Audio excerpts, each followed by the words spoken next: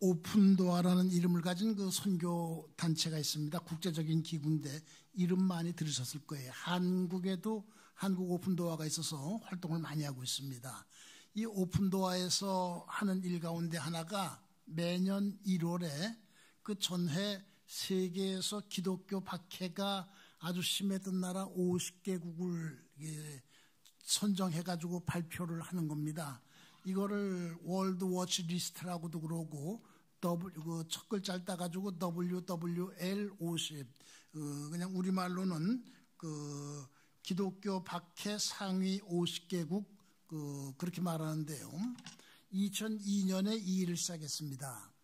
지난 20년 동안 그 기독교 박해 1위는 북한이 빼놓지 않고 1등이었어요. 아주 그냥 20년 그렇게 했는데 올해 WWL이 지난 1월 19일에 전 세계적으로 70여 개국에서 동시에 발표됐는데 이변이 일어났습니다. 어떤 이변일까요? 북한이 내려앉았어요. 북한이 2위가 되고 아프가니스탄이 1위가 됐습니다. 왜 그렇게 됐을까요? 아프가니스탄의 기독교 박해가 심해졌어요. 탈레반이 집권한 이후에 그 기독교인이라는 게 밝혀지면은 목숨을 잃는 사례들이 많이 늘어나고 있습니다. 그런데 중요한 이유 가운데 하나가 이 북한이 그 코로나로 인한 국경 봉쇄가 철저해가지고 박해 소식이 이 바깥으로 흘러나가지를 못하고 있습니다. 한국 오픈도어에서는 그 이유를 들고 있어요. 조사 자체를 할 수가 없었다. 파악된 것보다 훨씬 더 심각하다. 그런 이유 것이 아주 크게 작용해서 2위가 됐는데 제가 1월 달에 우리가 북한 지하교회 교인들의 소식을 이제 거의 못 듣고 있는데 소식이 들리지 않는다고 그들을 잊어서는 안 됩니다.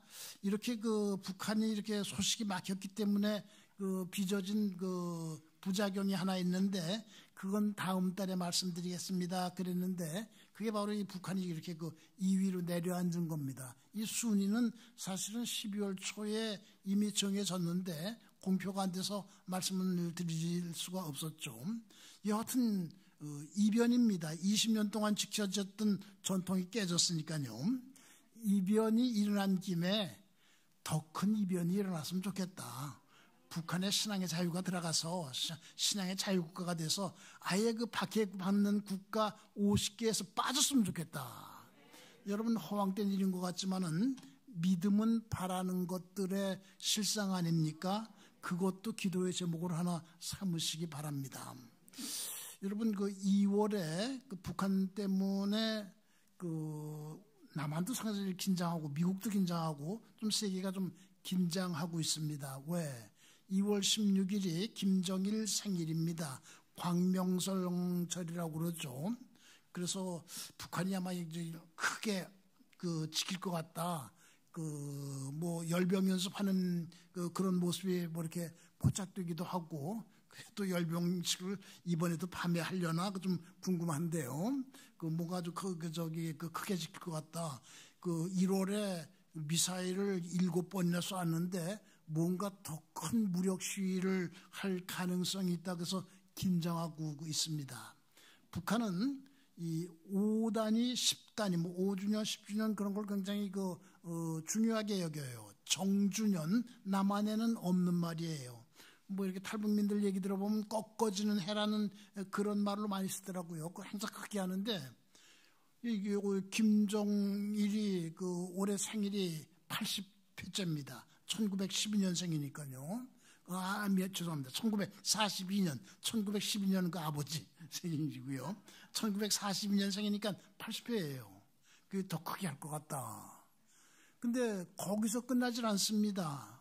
4월 15일은 김일성 생일 태양절인데 그게 아까 말한 1912년이니까 110년 되죠. 그것도 정주년입니다. 그 다음에 김정은이 정권을 잡은 지 10년입니다. 1991년에 2011년에 오늘 이렇게 좀 실수가 있습니다. 김정일이 사망하자 바로 이렇게 권력을 이양받았지만은 정식으로 이렇게 된 거는 국방위원회 제1위원장 되고 뭐 그렇게 된 거는 4월이기 때문에 공식으로는 집권 10년이에요.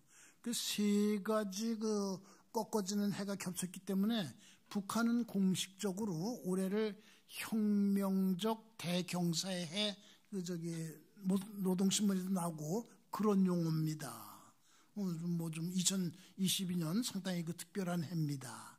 그래서 말씀 나온 김에 김일성 3대와 기독교의 관계를 갖다 조금 이렇게 잠깐 살펴보면요. 김일성은 기독교적인 환경 속에서 자랐습니다. 청소년 때는 이 교회 학교 교사 반사를 한 사실도 확인이 되고 있습니다. 뭐 아버지 어머니 다 기독교인이었고 그래서 평양에 교회가 둘 있잖아요. 봉수교와 칠골교회 하나만 지면 되지 왜 칠골교회는 또 왜 졌나? 어머니가 출석하던 외가 전체가 출석하던 하리교회입니다. 대동군 용산면 하리였었기 때문에 옛날에 하리교회인데 어머니를 생각하면서 거기다 하나 더 지었을 것이다. 그런 추측이 아주 상당히 근거가 있습니다. 김정일도 약간의 관계가 있습니다. 이 평양에 가면은 대단강의 충성의 다리라고 있어요. 그거 건너가면은 랑랑 구역, 우리나라 구를 북한에서는 구역이라고 그러는데 거기 정백동에 정백사원이라고 정교회가 하나 있습니다. 기독교가 왜 천주교가 있고 정교회가 있고 그다음에 우리 개신교회가 있잖아요. 그거는 김정일 때문에 지어졌습니다.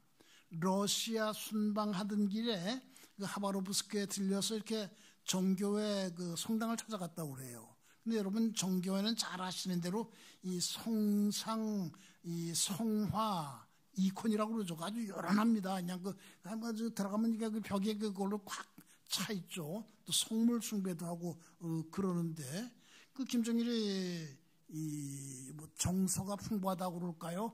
감수성이 예민하다고 그럴까? 여러분 뭐 영화 좋아하고 영화 좀 많이 만들고 뭐 그런 얘기 많이 들었잖아요. 그걸 보고 감동을 받은 모양이에요. 평양에도 이런 거 하나 해야 되겠다.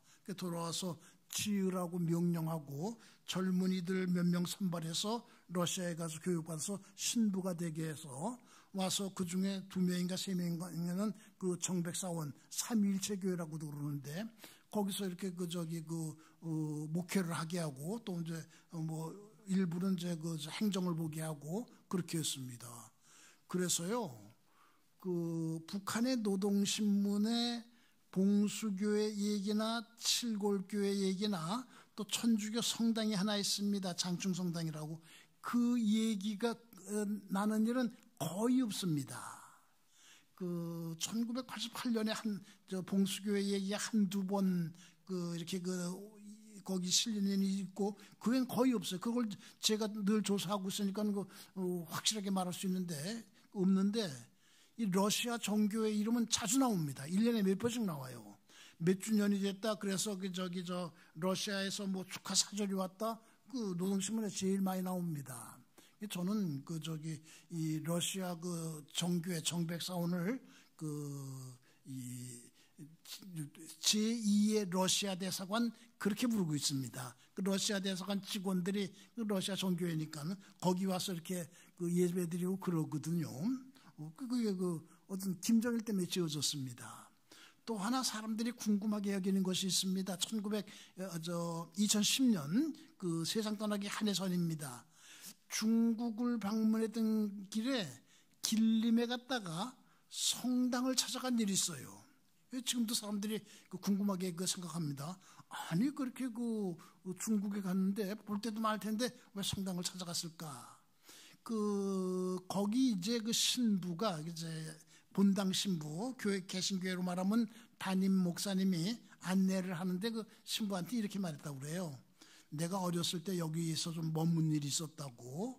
그게 무슨 얘기냐 하면은 6.25 전쟁 때 처음엔 북한이 낙동강까지 내려왔다 밀려가지고요. 이 만포라는 곳, 압록강 옆에 있는 그 조그만 곳인데 고기를 임시 수도로 하고서 그냥 그 뭐 피난 가고 거의 다 국군과 유엔군이 두만강 저 압록강까지 올라가고 그랬었죠. 그때 김정일이 길림으로 피난을 갔습니다. 그 전해에 그 어머니 김정숙, 김일성의 첫 번째 부인이 세상을 떠났습니다. 그 어머니 세상 떠나고 그 다음에 이렇게 나라가 그냥 뭐 그렇게 돼가지고 그 남의 나라로 피난을 가고 그때 그 성당에서 지내는데 어쨌든 그 생각이 나서 일부러 찾아간 것이 거의 확실해요.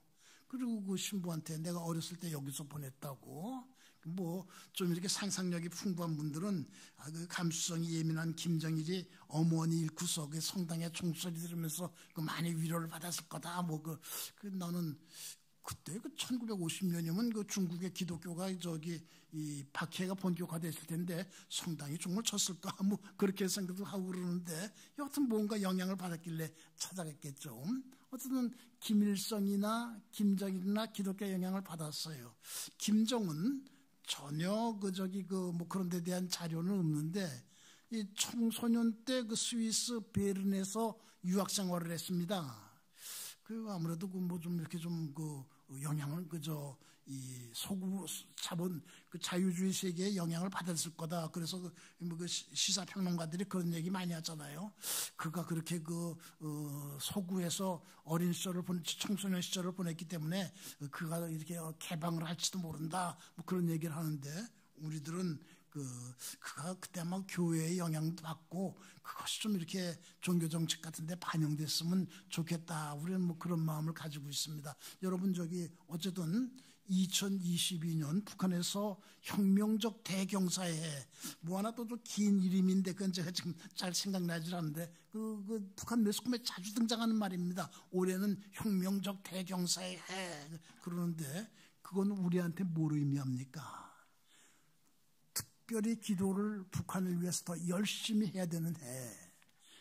북한 선교를 위해서 더 뜨겁게 기도해야 되는 해 2022년. 특별히 2월 김정일 생일 2월 16일 상당히 긴장된 가운데 좀 이렇게 바라보고 있는데 특별히 열심히 기도해야 되는 달. 오늘 그런 달이란 걸 알고서 오늘 더 열심히 기도하는 그런 주민이 되시기 바랍니다.